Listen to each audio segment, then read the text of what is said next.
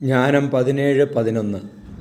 തിന്മ ഭീരുത്വം നിറഞ്ഞതാണ്, അത് തന്നെ തന്നെ ശിക്ഷിക്കുന്നു.